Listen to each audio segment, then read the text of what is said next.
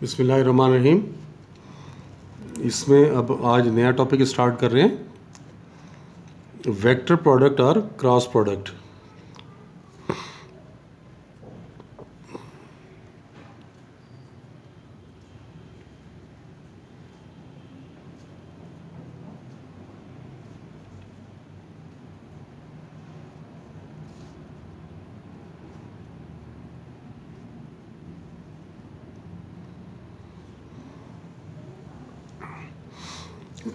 देखें, vector product, इससे पहले हम डॉट प्रोडक्ट पढ़ चुके थे। डॉट प्रोडक्ट का जो रिज़ल्ट है वो एक स्केलर क्वांटिटी आती थी, जबकि वेक्टर प्रोडक्ट का जो रिज़ल्ट होगा वो एक वेक्टर क्वांटिटी आएगी। वहाँ पे हम डॉट प्रोडक्ट इसलिए कहते थे, दो वेक्टर्स के दरमियान में हम डॉट प्लेस करते थे प्रोडक्ट निकालने के लिए, जबकि यहाँ पर दो वेक्टर्स के दरमियान आप क्रॉस प्लेस करेंगे तो ये क्रॉस इंडिकेट करेगा कि ये वेक्टर प्रोडक्ट निकाला जा रहा है। तो देखें, अगर हम यहाँ पे डिफाइन करें,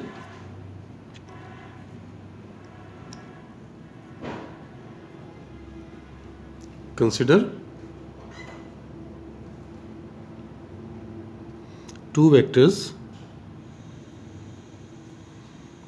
देखें, ये हम ले रहे हैं मिसाल तौर पे, ये एक वेक्टर ये है, ये यू वेक्टर आ गया, ये वेक्टर v है, इन दो के दरमियान ये एंगल थीटा बन रहा है। Consider two vectors u and v acting at an angle theta,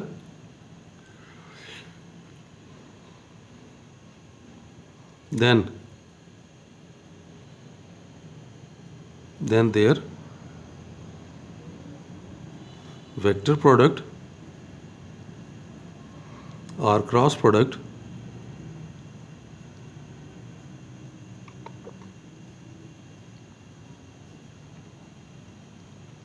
is defined as u cross v, और ये ऐसे लिखी जाएगी, magnitude of u into magnitude of v into sine of the angle between the two vectors into unit vector where n is the unit vector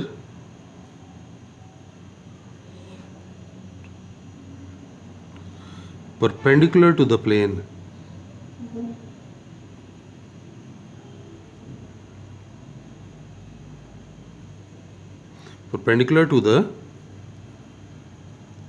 plane containing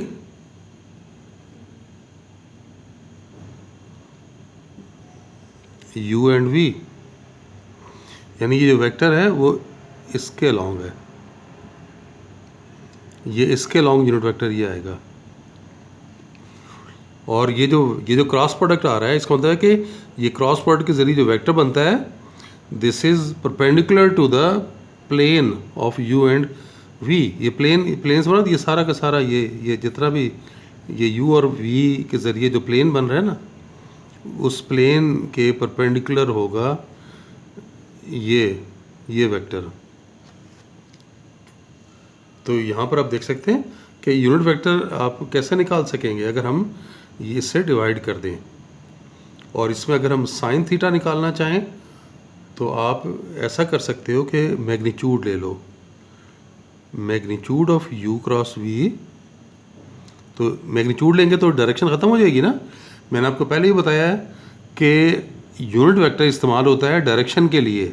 जब आप इसकी magnitude लेंगे तो मैग्नीट्यूड में सिर्फ ये वाला हिस्सा आएगा, ये वाला पोर्शन डायरेक्शन का है, तो ये डायरेक्शन रिमूव कर दें तो आपके पास ये आ गया। तो अब आप इन दो वेक्टर्स के दरमियान साइन निकाल सकते हैं, साइन ऑफ द एंगल। तो ये आपके पास फार्मूला बन गया, u cross v magnitude divided by magnitude of v u into magnitude of v।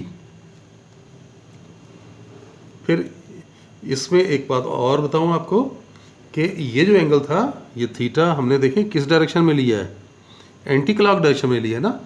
अगर डायरेक्शन हम इसकी क्लॉकवाइज कर दें, ये देखें मैं यहाँ पे बताता हूँ, ये वेक्टर u और ये वेक्टर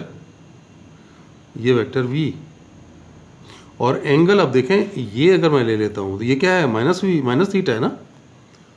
तो इस सूरत में इसका जो परपेंडिकुलर वेक्टर होगा वो ये आ जाएगा,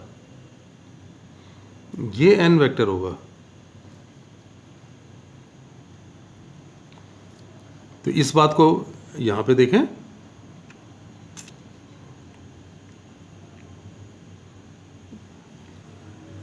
कि अगर हम ये चलें यहाँ पे ये v वेक्टर ले लें और ये यहाँ पे u वेक्टर ले लें, ये ऐसे ही। तो इन दो वेक्टर में if we consider angle in clockwise direction,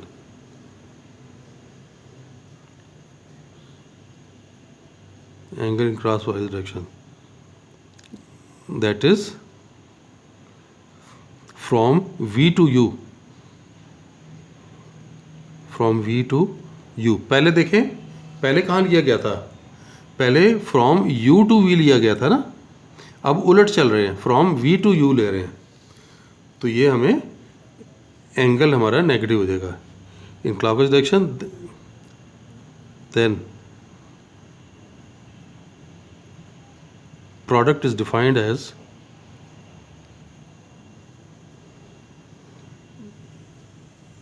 V cross U is equal to magnitude of V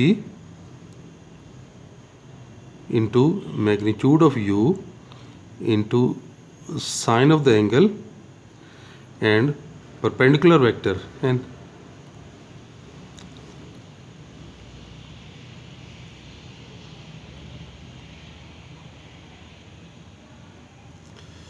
ये है u, ये माइनस का साइन आ गया यहाँ,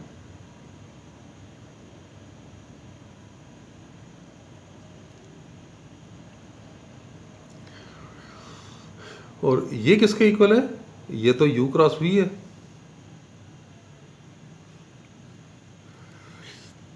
यानी यहाँ पर आपको क्या पता चल रहा है कि अगर आप क्रॉस प्रोडक्ट में एंगल की डायरेक्शन को चेंज कर दें तो फिर क्रॉस प्रोडक्ट भी रिवर्स हो जाती है। यानी जो वेक्टर आएगा वो पहले वाले वेक्टर का माइनस के साथ आ जाएगा। यानी ये बात अब आपने एज अ रिजल्ट याद रखनी है। Hence u cross v is equal to minus v cross u। ये रिजल्ट बहुत इंपॉर्टेंट है कि जब भी डॉट प्रोडक्ट में u dot v equal to v dot u करते रहे हैं कोई प्रॉब्लम नहीं था, लेकिन क्रॉस प्रोडक्ट में नहीं कर सकते कि अगर आपने इनके ऑर्डर को चेंज किया तो फिर आपको माइनस का साइन लगाना पड़ेगा। अब इनकी मुख्तलिफ डिडक्शंस कर लेते हैं। देखिए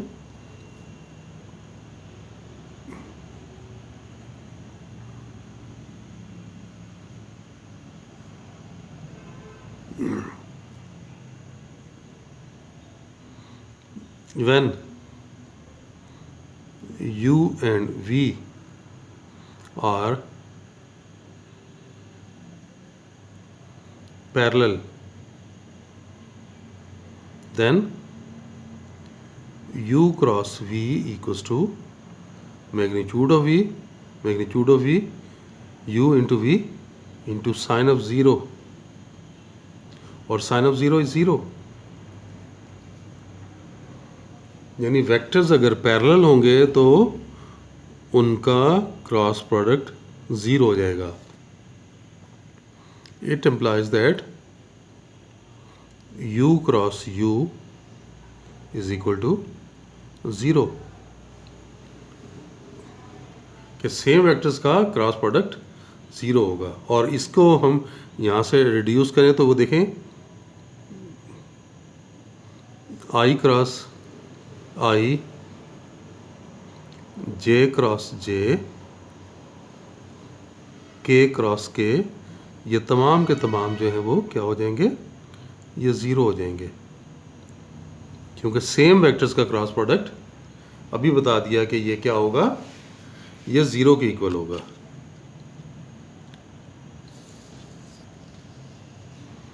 अब ज़रा ये चेक कर लें, अगर हम आई क्रॉस जे लें, ये आसान सी ट्रिक आपको बता देता हूँ। ये देखें, अगर हम एक सर्कल के अलाउंग ये देखते हैं, हम कहते हैं कि ये आई, ये साइक्लिक ऑर्डर है इनका, आई जे के। अगर हम आई क्रॉस जे लेंगे, आई क्रॉस जे लेंगे तो ये के इक्वल आएगा। अगर इसे डायरेक्शन चेंज करें तो अगर हम जे क्रॉस के करें, जे क्रॉस आई लें, तो फिर ये माइनस के होगा। इसी तरह जे क्रॉस के लें तो ये आई के इक्वल है, जबकि अगर हम के क्रॉस जे लें तो ये माइनस आई हो जाएगा। इसी तरह अगर हम के क्रॉस आई लेंगे तो ये जे होगा, जबकि अगर हम आई क्रॉस के लेंगे तो फिर ये माइनस जे हो जाएगा। यानी ये आई क्रॉस जे के, जे क्रॉस के आई, के क्रॉस आई जे। अगर डायरेक्शन चेंज की, जे क्रॉस आई किया तो माइनस के, आई क्रॉस के किया माइनस जे, के क्रॉस जे किया माइनस आई। ठीक है, तो ये बात आपको याद रखनी है कि इस तरह से हम वेक्टर्स के बारे में डिसाइड कर सकते हैं। अब हम कंपोनेंट फॉर्म में ड्राइव करते हैं cross product. Let u vector equal to, इनके नाम अगर हम रख लेते हैं, हम एक का नाम रख लेते हैं a1i plus a2j plus a3k, और v वेक्टर हमने रख लिया b1i plus b2j plus b3k। तो अब u क्रॉस v लें तो ये ऐसे होगा a1i plus a2j plus a3k, और क्रॉस है b1i plus b2j plus b3k। अब क्रॉस a1i के साथ क्रॉस लेंगे पहले, a1i cross b1i plus b2j plus b3k। फिर a2j के साथ क्रॉस लें, a2j cross b1i plus b2j plus b3k। फिर a3k के साथ a3k cross b1i plus b2j plus b3k। अब ये 1 बाय 1 क्रॉस लें तो देखें ये क्या बना, a1 b1 i cross i, फिर a1 b2 i cross j, फिर a1 b3 i cross k। अब ये दूसरा a2j के साथ a2 b1 j cross i, फिर a2 b2 j cross j, फिर a2 b3 j cross k। अब हम आ जाते हैं इसकी तरफ, a3k की तरफ, इधर से लें तो देखें a3 b1 k cross i, a3 b2 k cross j, और a3 b3 k cross k। ये वैल्यू आ गई, और अभी ये रिज़ल्ट कर चुके हैं कि i क्रॉस i 0 है, वैल्यू पुट करते जाएं, a1 b1 into 0 A1 B2 I cross J क्या था, K के इक्वल। फिर A1 B3 I cross K minus J के इक्वल। फिर ये A2 B1 J cross I minus K के इक्वल। फिर आगे आ जाए, A2 B2 J cross J 0 के equal. A2 B3 J cross K ये I के इक्वल। फिर A3 B1 K cross I ये J के इक्वल आ गया। फिर K cross J A3 B2 तो ये माइनस I हो गया। और एंड में A3 B3 K cross K तो 0 के इक्वल आ गया। अब देखें, इसमें से हम I वाले, J वाले और K वाले कंपोनेंट्स को कंबाइन कर रहे हैं। ये दो I के साथ हैं, तो आप इसको देखें, ये लिख लेंगे A2 B3 minus A3 B2 ये I के साथ आ गया। फिर J वाले दो कंपोनेंट हैं, एक ये कंपोनेंट है और एक कंपोनेंट आपका ये है। इधर से माइनस कॉमन ले लें तो ये A1 B3 minus A3 B1 ये J हो गया। और K कंपोनेंट देखें, ये दो हैं, एक ये और एक ये, तो A1 B2 minus A2 B1 K ये आ गया। और इसको देखें, आप ऐसे लिख सकते हैं A2 A3 B2 B3। इसको एक्सपेंड करके देखें ज़रा, क्या आएगा, A2 B3 minus A3 B2 यही आएगा ना। इसको देखें A1 A3 B1 B3, इसको देख लें, इसको एक्सपेंड करेंगे तो ये आ जाएगा। इस तरह ये एक्सपेंड होके A1 A2 B1 B2 इसके साथ K आ गया। और इसको फर्दर आप लिखना चाहें तो आप ऐसे लिख सकते हैं I J K A1 A2 A3 B1 B2 और B3।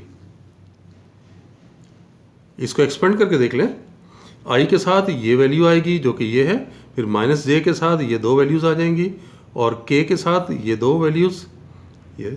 तो ये हमने ये रिज़ल्ट ड्राइव कर लिया कि दो वेक्टर अगर कंपोनेंट फॉर्म में दिए हुए हों तो आपने उनका क्रॉस प्रोडक्ट कैसे लेनी है। आपने डिटरमिनेंट बनाना है 3/3 का। पहली रो में I J K आएगा, दूसरी रो में पहला वेक्टर और तीसरी रो में दूसरा वेक्टर। इसको एक्सपेंड करेंगे तो आपके पास इन दो वेक्टर का क्रॉस प्रोडक्ट आ जाएगा। चलें, बस आज के लिए इतना ही। इसी को इंशाल्लाह आगे कंटिन्यू करेंगे। तब तक के लिए अल्लाह हाफिज़।